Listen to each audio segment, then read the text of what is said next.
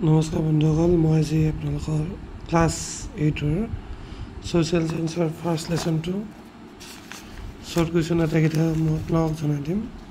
এখন ক্লাছ 8ৰ ঠিক আছে, যিটো এডিআৰিত আহিব পাৰে। ফাৰ্ষ্ট কুৱেশ্যনটো আছে কি, ভগদত্তৰ জীয়াৰীৰ নাম কি আছিল? এইটো ভানুমতী।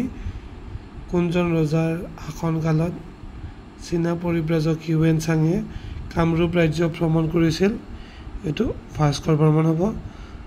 কামৰূপৰ ৰাজকুমাৰী অমৃতপ্ৰভাক কোনজন ৰজাই বিবাহ কৰিছিল? এইটো আহিব পাৰে দেই, মেঘবাহন।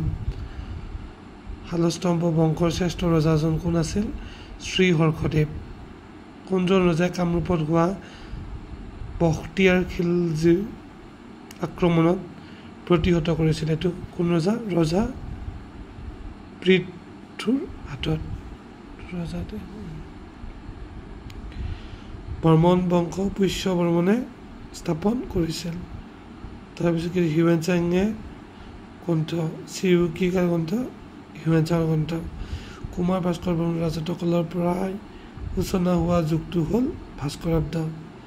প্ৰাচীন কামৰূপত ৰাজতান্ত্ৰিক শাসন ব্যৱস্থা প্ৰচলন আছিল। প্ৰাচীন কামৰূপ ৰাজ্যৰ প্ৰধান জীৱিকা আছিল কৃষি। বৰ্মন বংশ পুষ্য বৰ্মনে প্ৰতিষ্ঠা কৰিছিল।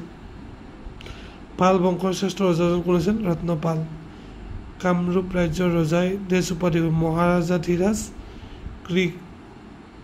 কৃষি কামৰূপ ৰাজ্যৰ আয়ৰ প্ৰধান উৎস আছিল। এতিয়া কামৰূপ ৰাজ্যৰ শাসন ব্যৱস্থা কি? তিনিটা উপাধি আছিল একচুৱেলি। নিজৰ ক্ষমতাক প্ৰজাৰ ওপৰত সাব্যস্ত কৰিবলৈ ৰজাসকলে কি কৰিছিলে? এইটো পৰম বত্ৰক আৰু মহাৰাজাধিৰাজ, পৰম পৰমেশ্বৰ আদি উপাধি গ্ৰহণ কৰিছিল। এইটো প্ৰাচীন কামৰূপ ৰাজ্যৰ ৰজাসকলে এইবিলাক উপাধি গ্ৰহণ কৰিছিলে।